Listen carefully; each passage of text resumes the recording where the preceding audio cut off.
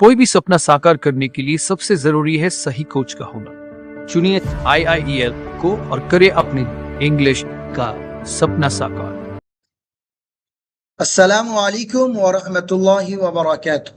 Hello friends, how are you? Are you okay? I hope so. This is your teacher Khurshid Anwar Qasmi, and today I'm going to teach you my book Muntakhab Angrezi Lughat. And in this video lecture we will study chapter number 25 of Muntakhab Angrezi Lughat. As usual, I will teach you 15 verbs and 10 nouns, and it is your responsibility to remember all these verbs, and you should set it into your sentences also. When you remember it, you should use these verbs into your sentences in various kinds of sentences like a present simple, present continuous, present perfect continuous, past simple continuous. You have studied lots of English classes, so you should use these words into your sentences. When you use it, it will be remembered, and you will remember it and you will not forget. So I request you, please pronounce with me, and you are not allowed to put on your mic. You should listen to me carefully and try to understand what is the correct pronunciation. I'm going to send the picture of this book into your WhatsApp group so that you can listen the correct pronunciation of this chapter from the WhatsApp group.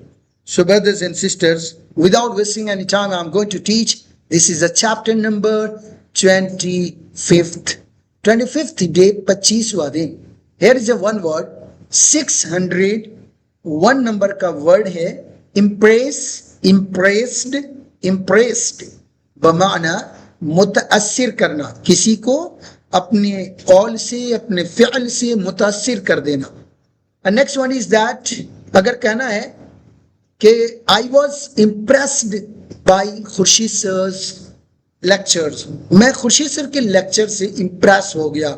I was impressed, ये मैंने past simple tense passive voice का एक सीगा प्रयोग किया है. Improved का मतलब होता है बढ़ना, बेहतर होना. Brothers and sisters, you can easily make a sentence using present continuous tense. For example, my English is improving very fast. मेरी इंग्लिश बड़ी तेजी से बेहतर हो रही है, अच्छी हो रही है. पहले मेरी पुअर इंग्लिश थी, अब माशाल्लाह खुर्शीद सर के क्लास अटेंड करने के बाद मेरी इंग्लिश बेहतर हो रही है, इंप्रूव हो रही है. Next one is that included का मतलब शामिल होना. एक जुमले में हम इसे यूज करेंगे. This book includes more than 30 lessons, कि ये जो किताब है ये 30 से ज्यादा असबाब पर मुश्तमिल है. एडिशंस इंक्रीज का मतलब होता है बढ़ना, और यहां पर एक जुमला मैं यूज करूंगा प्रेजेंट कंटिन्यूअस टेंस का. ध्यान से सुनना. मेरा जुमला होगा the population of the world is increasing very fast. Listen to me. The population of the world is increasing very fast, कि दुनिया की आबादी बड़ी तेजी से बढ़ रही है. और डियर स्टूडेंट्स, नेक्स्ट सेंटेंस है इंडिकेटेड का मतलब इशारा करना. I am going to indicate about that. मैं उसके बारे में थोड़ा इशारा करने जा रहा हूँ. इंजेक्टेड का मतलब होता है सुई लगाना. देखते हैं जब आप डॉक्टर के पास जाते हैं तो डॉक्टर आपको एक चीज लगाता है, इंजेक्शन. ये इसी इंजेक्ट से इंजेक्शन बना हुआ है. और डियर स्टूडेंट्स, ये आ गया इंजर्ड का मतलब जख्मी होना. 5 people were injured in the accident. हादसे में 5 लोग जख्मी हो गए थे. यहाँ पर 5 people were injured यूज किया. यहाँ पर 5 people ऑब्जेक्ट है, वजवर में से वजला है, और इंजर्ड वर्ब का थर्ड फॉर्म है जो कि object plus was were plus third form से बना हुआ है. तो यहाँ पर देख सकते हैं डियर स्टूडेंट्स, ये past simple tense passive voice है.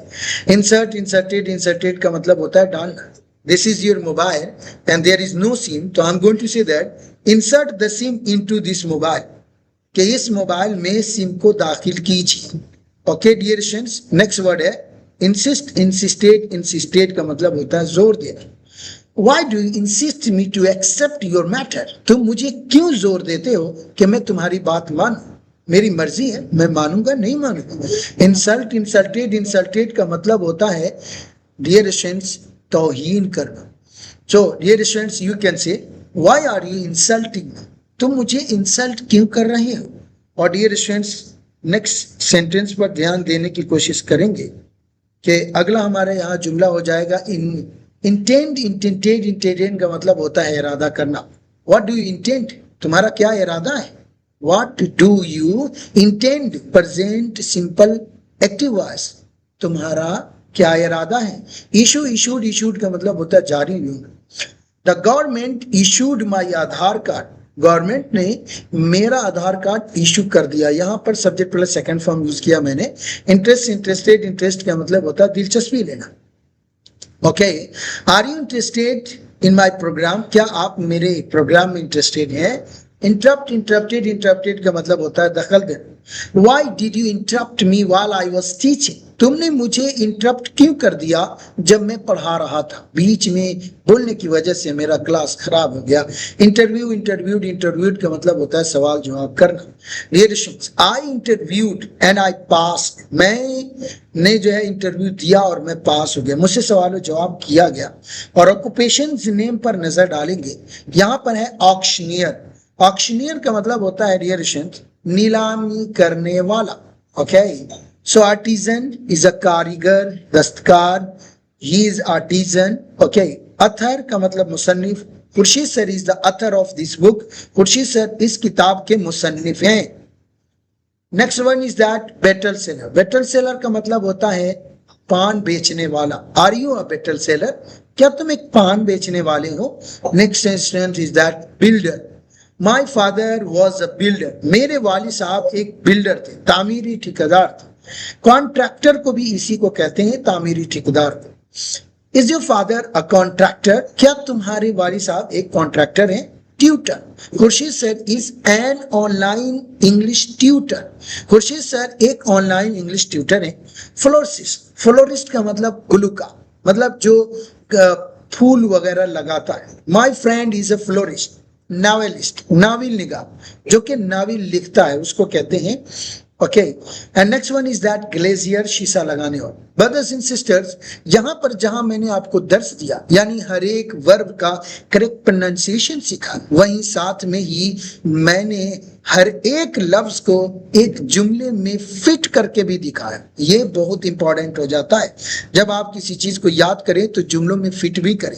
اگر آپ ایسا کر لیتے ہیں تو انشاءاللہ تعالی بہت جلد یہ جملے آپ کے ذہنوں میں محفوظ رہنے والے ہیں. جب کسی چیز کو یوز نہیں کیا جاتا ہے تو آدمی بھول جاتا ہے. تو اگر آپ یاد کر رہے ہیں تو پلیز اسے یوز بھی کریں. امید کرتا ہوں کہ یہ گولڈن، یہ بہترین کلاس آپ کو سمجھ میں آ گیا ہوگا. بردرز اینڈ سسٹرز، انہی باتوں کے ساتھ اب مجھے اجازت دیجیے. انشاءاللہ تعالی آئندہ کل پھر کسی نئے ووکیبلری کلاس میں ہماری ملاقات ہو. تب تک کے لیے خدا حافظ. السلام علیکم ورحمۃ اللہ وبرکاتہ.